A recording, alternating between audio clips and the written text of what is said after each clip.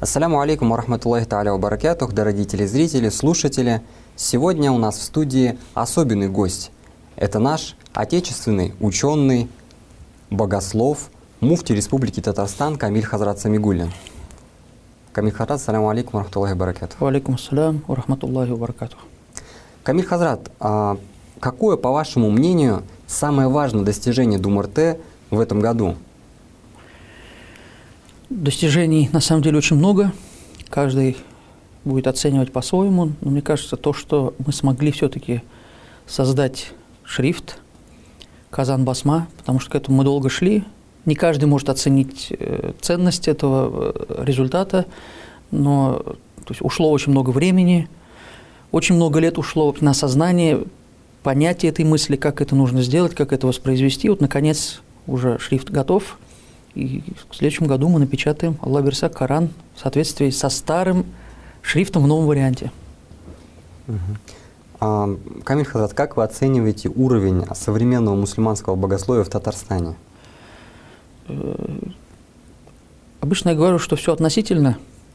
На самом деле все относительно. Если мы будем сравнивать с 90-ми годами, то рост он заметен очень сильно. Потому что кто бы чем ни хвалился, но в основном все, кто имеет сертификат АЙОФИ по исламским финансам, они живут в нашей республике. Если в нашей стране есть несколько курра, чтецов, которые могут читать по 10 каратам, то они тоже живут в нашей республике. То есть мы, альхамдулилля, смогли поставить правильные приоритеты и можем ценить вот этот результат. Сегодня во время Олимпиад мы можем проверить свои знания, и в основном наши конкуренты – это Кавказ. То есть это Кавказ, это Чеченская республика, это Республика Дагестан. И то есть по Волжью уже конкурентов как бы нет. Это не чтобы похвалиться, это как бы это данность, это результат работы. И, конечно, хотелось бы, чтобы было по-другому, чтобы то есть по Волжью было немножко посильнее. Но если сравнивать с международными центрами, то нам есть куда расти. И это нужно делать. Поэтому я вот вначале отметил, что все относительно.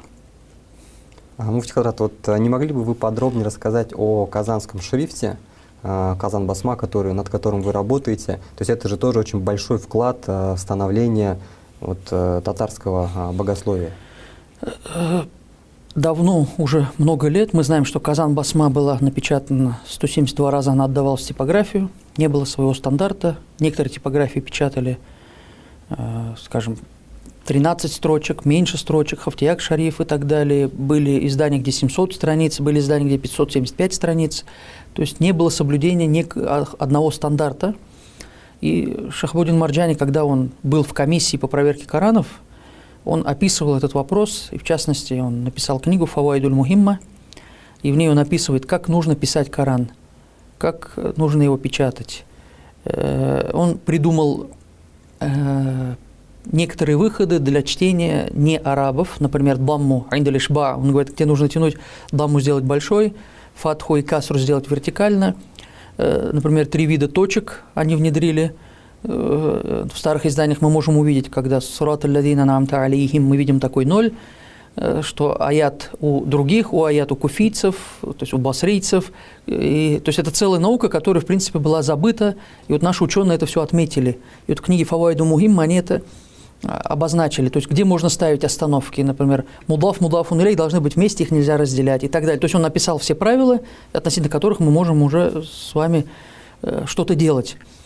Затем в 1909 году была большая шура, 300 ученых, 300 человек собрались в центре Казани после ночного намаза, только для того, чтобы решить вопрос, как мы будем печатать Кораны, как мы будем писать некоторые слова. Например, суратуль Анбия «Ва кадалика нунджиль му'минин». То есть Муса Бегиев выступал и говорит, что есть же карат, когда читается нуджи с одним нуном, и в старых мусхафах пишется с одним нуном, но в нашем карате читается с 2 нунами, то есть нунджи. Как мы будем писать? То есть некоторые арабы сделали выход, написали маленький нун сверху, потому что его нет в расме. А в наших изданиях просто поставили банально 2 нуна. Так же надо читать, но это не соответствует расму, и поэтому они спорили по каждому слову и нашли 57 несоответствий, которые нужно было исправить. И вот, альхамдулилля, это, к сожалению, была революция, которая нам помешала это все сделать. Пропали знания, пропали ученые. Но вот сегодня, альхамдулилля, у нас есть эти книги, как написаны источники, мы можем уже этот мусхаф подготовить. А для чего нужен шрифт? Шрифт – это немножко, то есть это некий бренд, это узнаваемость. Ну, например, марокканский шрифт мне не очень вот, визуально нравится, я смотрю. Но они любят, они фанатеют по нему, потому что это их национальный вот, марокканский шрифт. Другой пример возьмите. Таалик, который используют иранцы. Они везде используют один шрифт таалик. То есть не всем он может нравиться, не все его понимают, но они используют только свой шрифт. И сейчас любую книгу, если я вижу с тааликом, то есть понимаешь, где-то в Тегеране напечатано или что-то это, мы сразу же узнаем. И вот у нас есть свой шрифт, который прославился на весь мир. Он аутентичный, он татарский, им писали наши ученые. И вот, альхамдулилля, то есть не только Коран, мы сможем печатать в последующем и книги, религиозные книги с этим шрифтом. И они будут узнаваемые. Каусари, шейх Каусари писал «Хусну Такады» про имама Абу Юсуфа, и на 94-й странице он пишет про Матбуат Казан, что касается казанских изданий. И он говорит «Аазу мин махтутати алим ислам», что они намного реже, ценнее. И вот ученые описывали, что в этих книгах, в принципе, не было ошибок. Сегодня у нас есть компьютер, мы можем проверить много раз. У нас есть технологии, но мы все равно... Вот как в строительстве. Мы же поражаемся, как раньше строили, а сейчас у нас технологии, мы не можем же так построить. То же самое и с этим, да, то есть мы не можем также напечатать книги, чтобы не было ни одной ошибки. А раньше ученые могли. То есть это таш-басма, это свинцовый шрифт, это надо было набрать страницу, ее выверить. То есть минимальное количество ошибок. И вот этим уникальны были наши книги. И вот этим отличается наш новый шрифт, что он относится к определенной местности. Он был создан здесь. Смотря на него, мы сразу же узнаем, что эти книги были напечатаны в Казани. Об этом знают международное ученое мусульманское сообщество. И представляете, если новые книги будут писаться этим же шрифтом, то есть шрифтов очень много в компьютере, но казанский шрифт он один. Машалла, получается, вот наше богословие приобретает такой узнаваемый вид. То есть свое лицо. К сожалению, после 90-х лет вот среди арабов есть некое недопонимание, кто не знает историю. Почему-то они воспринимают, что ислам в России появился в 90-х. То есть не было вот этого огромного пласта, мы же 1000 лет уже будем отмечать, выделяем эту дату, что первая религия, небесная религия на территории современной Российской Федерации – это ислам, не другие. Потому что крещение было в 988 году, а принятие ислама в 922 году официально, и эту дату признали все. То есть от главы государства до простых ученых, то есть рядовых сотрудников различных университетов, все признали эту дату. То есть и вот мне кажется, что этим эта дата важна. Хорошо, спасибо, муфти Хазрат. Муфти Хазрат, почему Духовное управление мусульман в Республике Татарстан взяло на себя ответственность за создание и сохранение татароязычной среды? Как татарам вообще, по вашему мнению, сохранить свою самобытность? Ну, название, оно само, это же Духовное управление Республики Татарстан, то есть связано с татарами. И Всевышний Аллах так предустановил, что создал нас этой народности. То есть если мы даже будем смотреть, что нет отличий араба от неараба, но все арабы, они сохраняют свою наследственность и говорят, что вот он из Курайшев, и гордятся этим. То есть какого он племени, они этим гордятся, они это выделяют. И не значит, что мы должны отойти от национальности и сразу же перейти. Почему? А почему? Это же не значит, что надо на русский обязательно перейти. Почему? Почему мы не можем сохранить именно свой язык? И именно язык, национальность, она помогла сохранить религию также. А религия – национальность. Вот 100 лет назад не было татарской эстрады, не было татарского театра, не было отдельных татарских школ. Ну, более 100 лет назад, вот в то время, если вернемся. То есть ничего этого не было, о чем говорят светские люди, что вот это все есть как некий культурный код. И весь наш народ, он опирался на ислам. Это фундамент. Ислам – это фундамент нашего народа. Возьмите первые книги Кыса Юсуф, это же коранический образ. Возьмите первые песни, это мунаджаты, они на религиозную тему.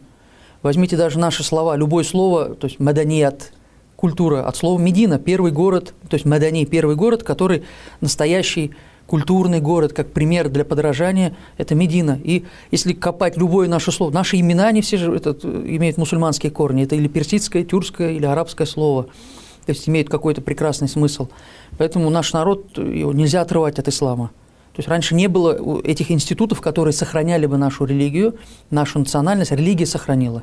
Тукай, где он учился? В каком университете закончил Тукай? Учился в медресе. стал известным поэтом. То есть посмотрите на Шахабуддина Марджани, великий историк татарского народа. Если не брать его как богослова, взять как историка, где он учился? Учился в Бухаре, в медресе, а начал вообще в своей деревне. Поэтому религия сохраняет нацию, а нация сохраняет религию. То есть человек понимает, что вот он другой. То есть мы не такой национальности, мы не такого вероисповедания, у нас есть что-то свое, и это надо сохранять, этим мы отличаемся. И в этом красота нашей страны, что у нас есть, как лоскутное одеяло, у нас есть, то есть все различные, и в этом красота литааров, чтобы мы познавали друг друга. То есть не значит, что мы должны зайти под глобализацию, забыть все свои корни, традиции. То есть забудем язык, то есть завтра придет время, когда забудем религию. То есть читающему намаз этого не понять. А посмотрите на простого татарина, который знает, что он мусульманин, то есть не читает, не молится, но когда-то намеревается после пенсии там, или что-то, но он идет на маджлис, он, как душа его тянет, он идет в мечеть. То есть что его тянет? То есть он о религии ничего не знает, он знает, что он татарин, значит, он должен пойти в мечеть. Значит, национальность сохраняет его, то есть держит недалеко от ислама. И все-таки есть надежда, что он все-таки станет более послушным по отношению к приказам Господа. Спасибо, муфти Хазрат. Каким, по-вашему, должен быть современный мусульманин? В первую очередь богобоязненным. Ценности, они никогда не меняются.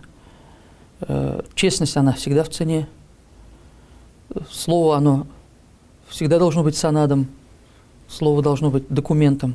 Когда мы читаем про старых торговцев татарских, когда они ездили в Среднюю Азию, давали слово, люди им верили. Если он дал слово, если даже умрет, его сын все равно приедет, кто-нибудь приедет, все равно вернут. То есть давали товар, то есть такой-то бай, такой-то известный человек дал слово. То есть оно стоило очень много, то есть это слово. Сегодня всего лишь слово. Поэтому честность – это всегда, в первую очередь, таква, богобоязненность. И вот я вспоминаю слова Исмаиль Бульбуля, когда в докторантуру поступил, то есть магистратура закончилась, он говорит: иншаллах, сатаналь дараджа доктора уама фаукаха. Ты, говорит, дойдешь, иншаллах, говорит, дойдешь до степени доктора, и говорит, то, что выше этого. Я говорю: а что уама фаукаха, что может быть выше? Он говорит: рида Аллах, довольство Аллаха. То есть самая большая степень – это довольство Аллаха. Поэтому современный мусульманин, все же относительно все быстро меняется. То есть мода меняется. Что было раньше то есть модным, потом перестало быть модным, стало очень некрасивым, а сейчас опять какая-нибудь там одежда из Советского Союза приобретает актуальность. То есть все постоянно меняется. Сегодня может быть модно с гаджетом находиться в руках, а потом через 10 лет мы будем ценить тех, кто смог все-таки оторваться от них и немножко ребенок поиграть на улице. Поэтому все меняется, но вот эти ценности, они меняться не будут. Самое главное – это таква и довольство Всевышнего Аллаха. Если мусульманин живет так, что Аллах доволен им, то есть он молодец. Когда Али радаллаху ан спросили, то есть как ты считаешь, что для тебя счастье, счастливый день? Говорит: это день, когда я прожил и не совершил греха. То есть вот один день я провел, и ничего я не сделал запретного, не нарушил. То есть Аллах мной доволен в этот день. Это самый прекрасный день в нашей жизни. Спасибо, муфти Хазрат. Наши реалии сегодня требуют от людей многогранности. Кроме семьи, работы, многие из нас находят дополнительные занятия, занимаются спортом. Вы сами занимаетесь активно спортом, подаете в этом действительно хороший пример для всей нашей уммы татарстанской и российской. А вот что говорит ислам о спорте? Во-первых, про многогранность. Многогранность – это, конечно, все хорошо, но нам не хватает специалистов, тонких, узких специалистов. То есть, обучаясь в мадресе, мы обманываемся и думаем, что знаем все науки. Мы познакомились, это как медицина. Мы познакомились со всеми науками, потом делаем тахассу, специализируемся в том или ином направлении. То есть ты дантист или ты хирург.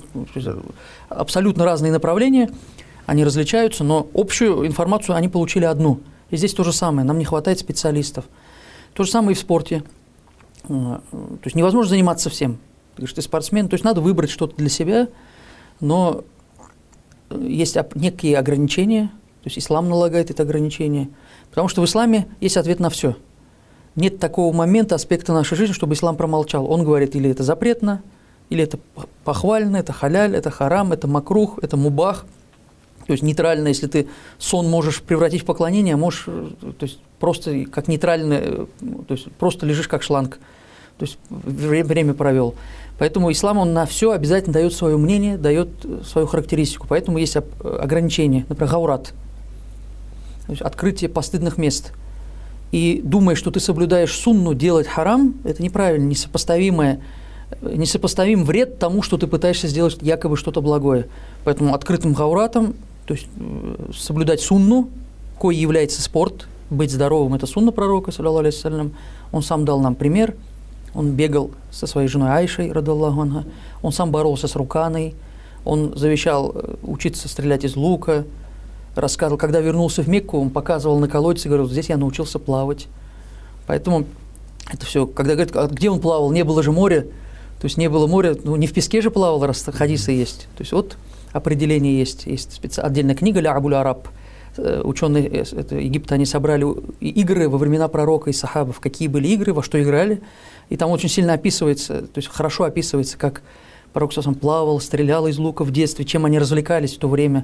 То есть мы это тоже как бы узнаем, поэтому спорт – это сунна пророка, саллаллаху, быть здоровым – это сунна, но есть некие, даже не хотелось бы огорчать, не то что ограничения, есть некие правила, которые мусульманин должен держать в углу, прежде чем выбирает то или иное занятие. И движение нужно. То есть в движении баракат, харака-барака, поэтому спортом то есть это сунна пророка, саллаллаху алейхи вассалям, мы должны быть здоровыми, мы должны быть сильными. Это, то есть такой верующий, он более любим Всевышним Аллахом, нежели слабый верующий, потому что от него больше пользы. Конечно, этот хадис можно понять, как и вера, сила веры, это тоже важно, но и физическая сила. То есть мы же видим, что физически сильный человек, он больше приносит пользу обществу, нежели больной человек, нежели у кого мало силы. Да, еще раз спасибо большое.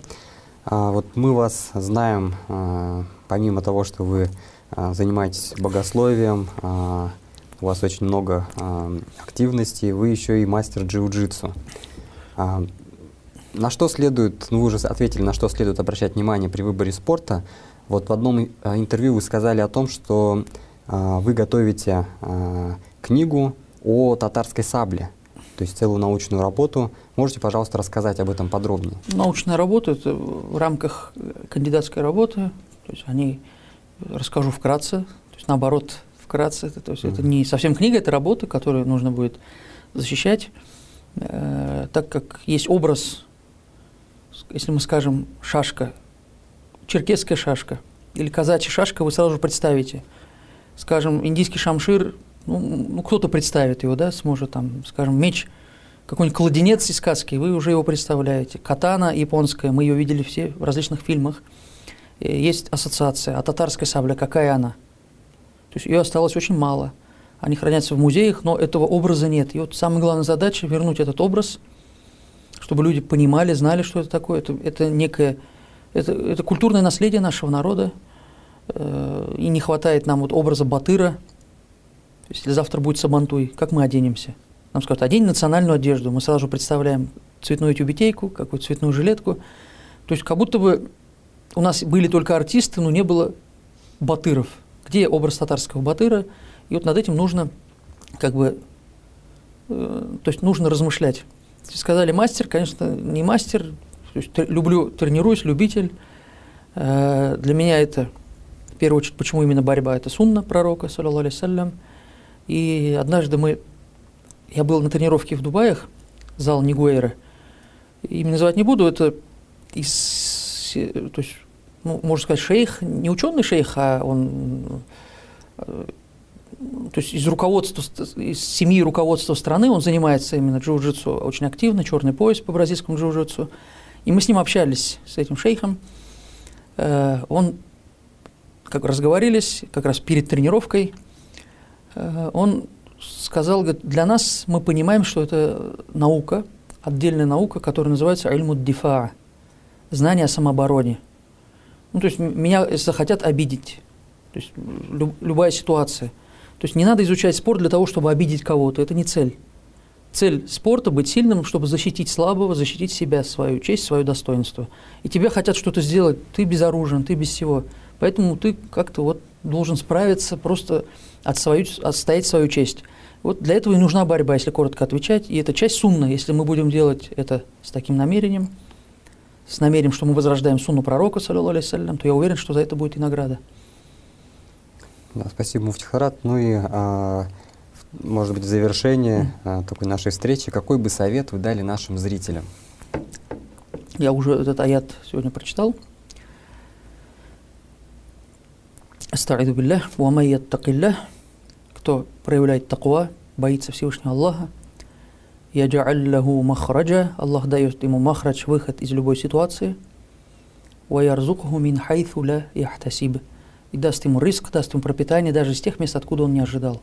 Поэтому самое главное – это довольство Всевышнего Аллаха, который достигает послушанием и боязнью его запретов. Да, муфти Хадрат, большое вам спасибо за нашу встречу, за эту очень содержательную беседу. Ассаляму алейкум ва рахматуллахи та'аля ва баракатух. Ва алейкум ассалям ва рахматуллахи ва баракатух. Дорогие телезрители, наш сегодняшний выпуск подошел к концу. Благодарим от вашего лица муфти Хазрата за то, что согласился с нами побеседовать и ответить на интересные вопросы. Ассаляму алейкум ва рахматуллахи ва баракатух.